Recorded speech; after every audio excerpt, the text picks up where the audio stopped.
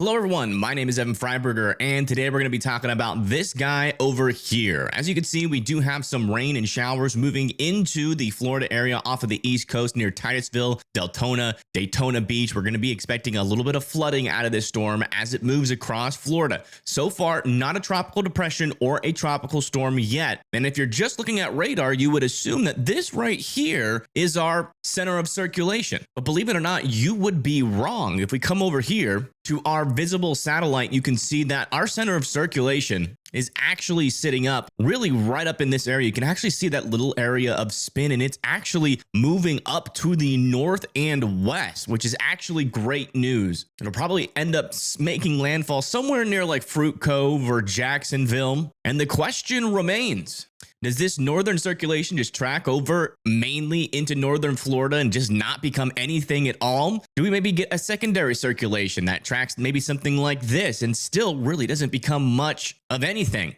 And do we have a more unlikely scenario of this thing coming further down to the south and turning into a hurricane? We're going to be covering all that and more in today's forecast. But as you can see right now, we do have a 40% chance over the next 2 days of this storm forming. On satellite, you can see that we do have a decent area here where a couple of thunderstorms are producing cold enough cloud tops to see via our satellite. Now, yesterday we talked about how it may be possible, or how some people were speculating that our circulation might dip down to the south because we were seeing a lot of convection happening on the southern side of the storm, and sometimes that can pull it down to the south. But again, that's never a guarantee. And one of the things that stopped that from happening was we had a lot of rain and showers that happened over into this portion of Florida. And essentially what that did is it put out a bunch of outflow boundaries behind it, stabilizing the air out in front of our tropical low pressure system. And that kind of wrapped up into the storm, killed a lot of the thunderstorm activity last night until about like 8 or 9, where we saw a reinvigoration of some of our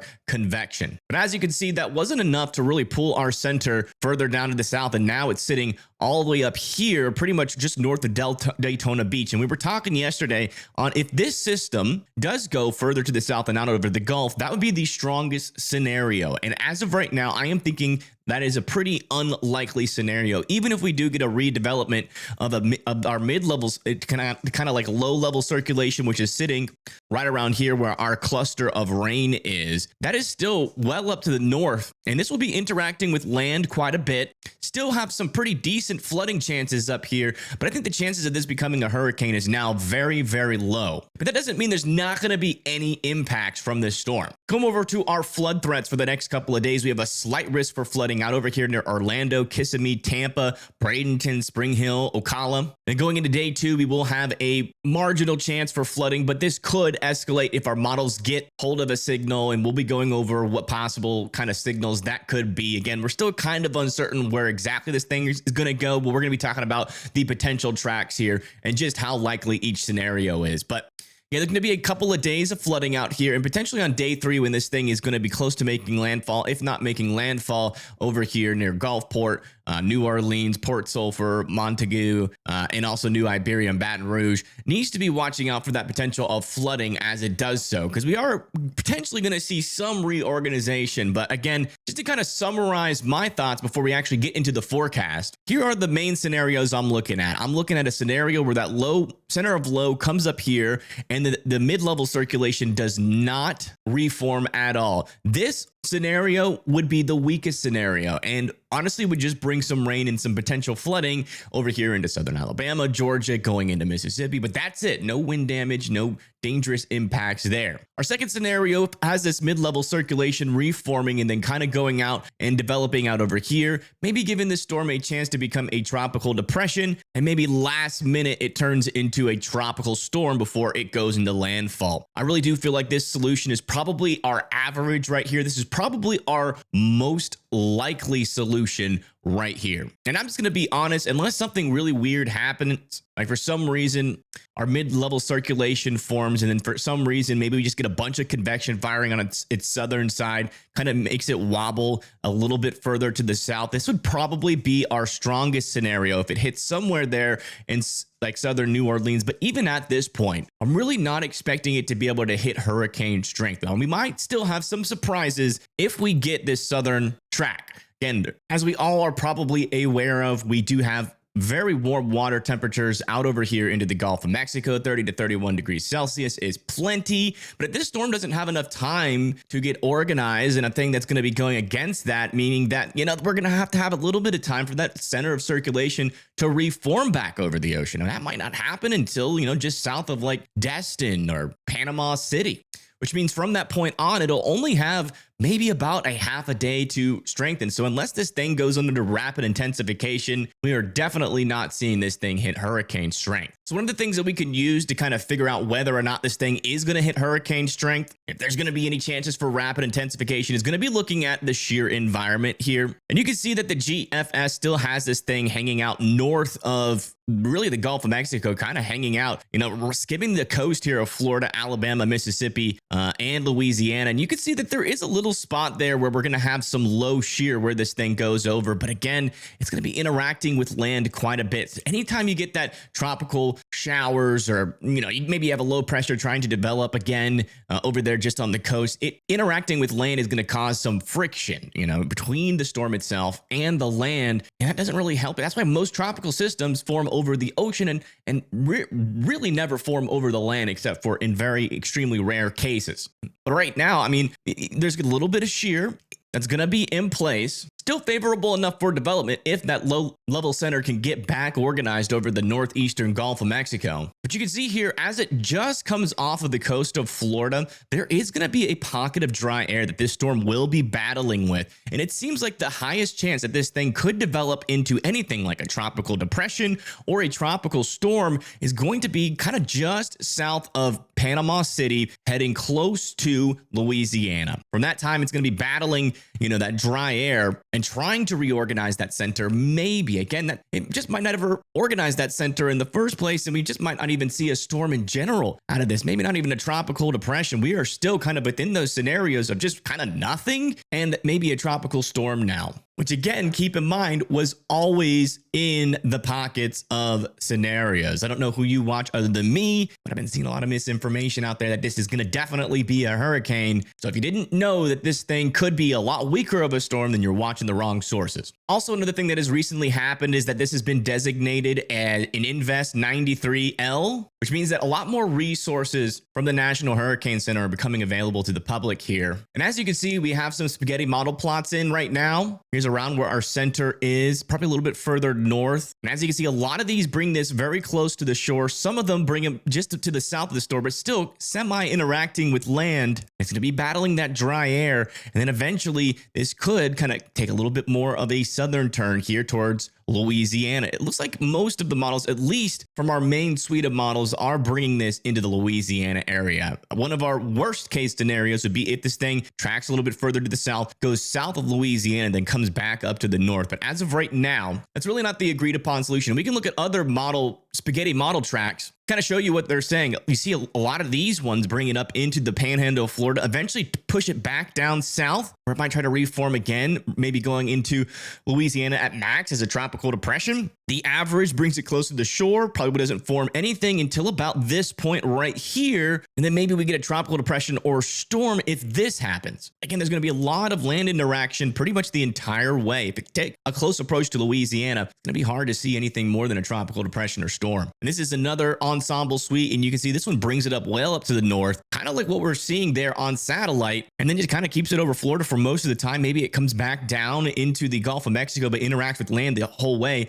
This would probably not even be a tropical depression. So if we come over to our intensity guidance, you can see that a lot of our main suite of our models are keeping this below tropical storm strength until we get about to right before landfall. These are the ones that kind of bring it a little bit further to the south. That's kind of the scenario we need now in order to see a tropical storm develop in the first place. Good thing I want to announce here, though, is that we do officially have a Hurricane Hunter plane that is off of the west coast of Florida. This will be investigating the environment out over and around the storm. This is a training mission, but we might be able to use some of the data that this plane gets, as it is pretty close to where the storm is. So maybe a little bit more accuracy on our models and a little bit more of a better understanding of what's going to happen here if this information does get shared and put into the models. Now, if you put all that together and then look at our model suites here, you can kind of see how we're going to end up with a lot of these models saying probably not a whole lot's going to happen. See, the GEF or the GFS kind of forms this thing near the coast, doesn't really turn into anything, just a big old rain mess, a flooding threat. Euro model is still pretty consistent on that scenario as well. The Euro AI model is still indicating that this thing might try to get that tropical depression strength, maybe a tropical storm there, but it's still pretty weak, a lot weaker than it has been. The Canadian model also does the same thing, similar of the other models. So we are getting a pretty good consensus here. One of the models that has been really stubborn has been the Icon model, but check this out. It barely even forms a storm anymore. So there you go. We are starting to see all the models hop on board here as we get that information. And I mean, again, we're going to be getting a lot of land measurements of this storm as well as it comes over land. We got a lot of METAR stations and launch balloons near and within it. We're going to get a lot of information as it passes over Florida, and we're going to continue to see these models consolidate on the real solution. So today will probably be the last day where we're guessing really at all. So in summary, here are my thoughts. If we get this thing continue to track north, kind of hang out over here, this is not even going to form. Even if it comes back over into the ocean, it's probably not going to redevelop into anything. That's scenario one, pretty weak there. Now, if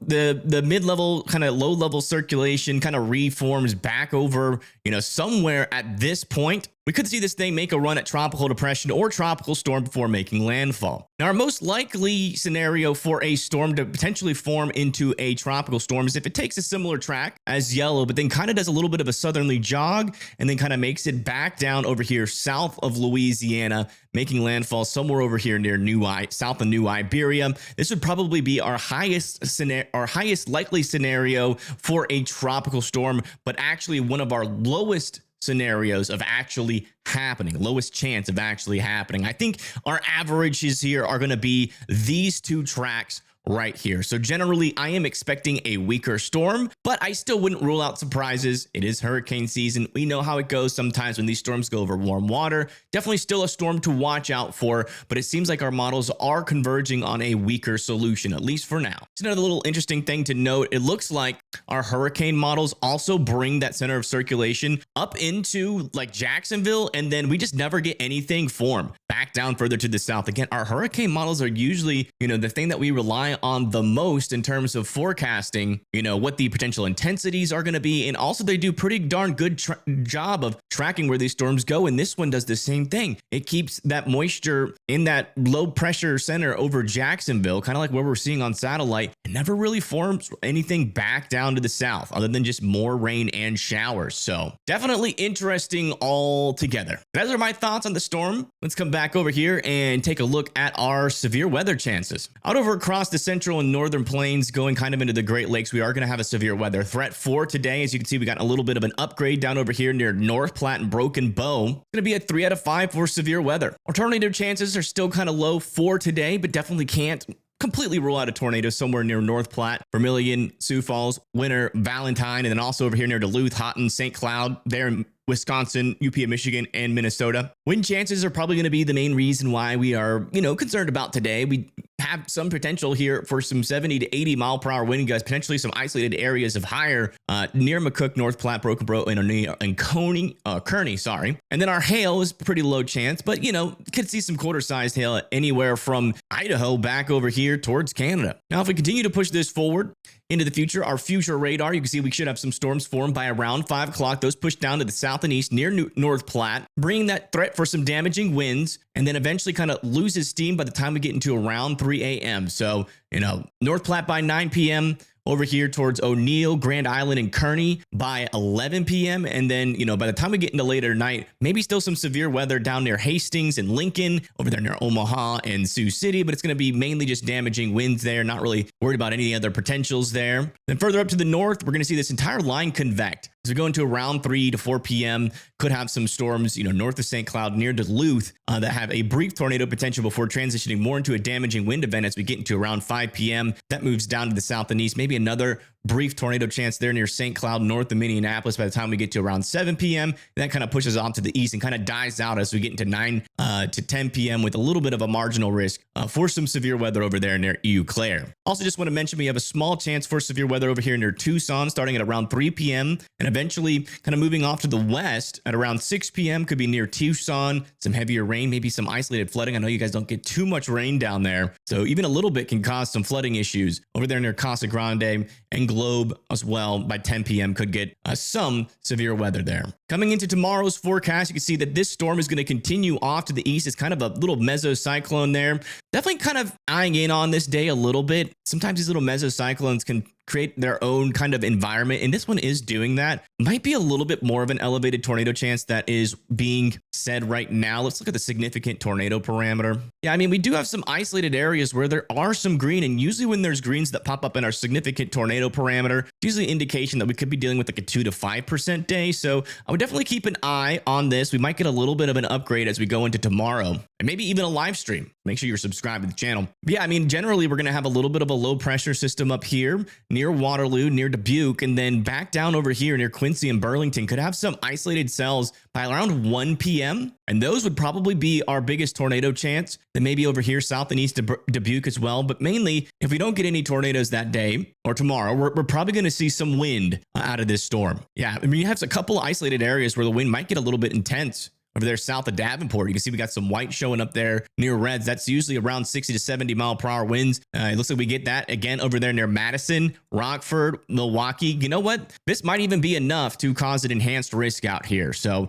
if this continues to show up on the models all the way until tomorrow, tomorrow might be a little bit more of an intense day than what is being forecasted here. Because right now it's a slight risk with a 2% tornado risk, 15% wind risk, and not really much of a hail risk. But it does seem like there's maybe a chance of hail there as well at the beginning stages. So definitely a storm to watch out for. We might get some unexpected upgrades tomorrow if our models hang on with this solution, but if they don't, probably stay the same. Now, in terms of flooding chances today, you can see back over here in Florida, we are going to be expecting some isolated pockets of 2 to 3 inches, maybe even 4 to 5 inches in some very isolated areas. And that's mainly going to be over here near Deltona, Northport, Tampa, Spring Hill. Could even see flooding maybe as far north as Gainesville. Back over here in Texas, we have a slight risk. Most of that flooding is going to be possible within this area near like Sonora, Fredericksburg, or the Brady area, and maybe even some flooding as far north as Brownwood. Over here near Tucson, we were talking about that flooding potential. You can see that there is going to be a little bit of rain again. You guys really don't need that much rain. 1 to 2 inches is going to be enough for some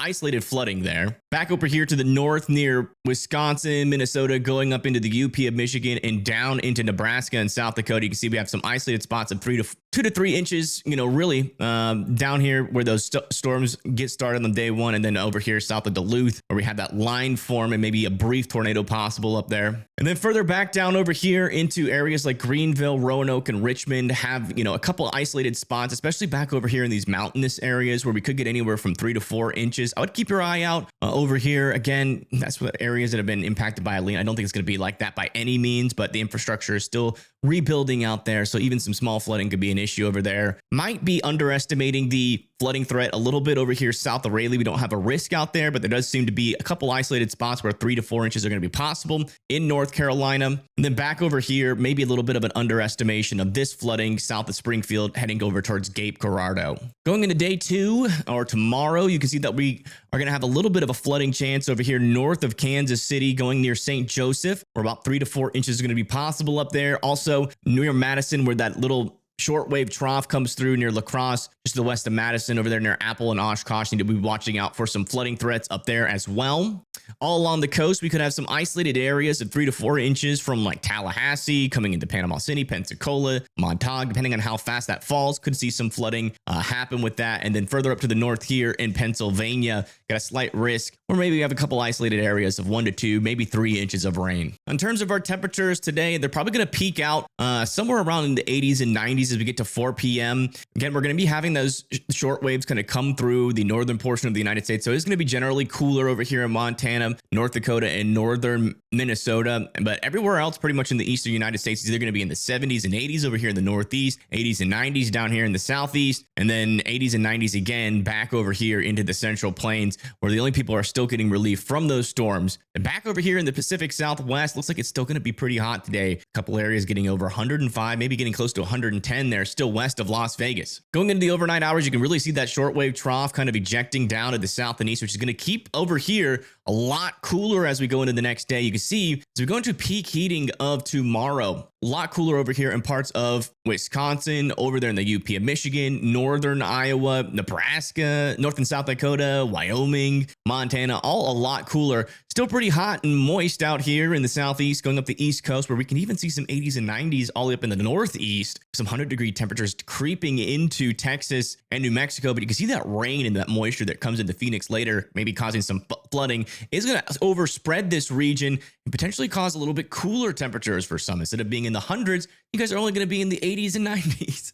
Which is still pretty hot in my opinion, but you guys are probably pretty used to it out there. Then after that rolls through, again, it's going to cool down during the night, and then that's going to really see that boundary continue to sink down to the south. It might warm up back around this, but we could see this pretty decent cool down for the Great Lakes, at least going into the Central Plains. But all right, folks, that's going to be it for me. We'll be keeping an eye on the tropical system. If any significant updates come out today, we'll make sure we'll either go live or release another video to let you guys know. But yeah, we'll see what happens. I do appreciate y'all tuning in, and have a good day. Make sure you hit that like and subscribe button if you did enjoy this video, and I will see you guys on the next video. Peace.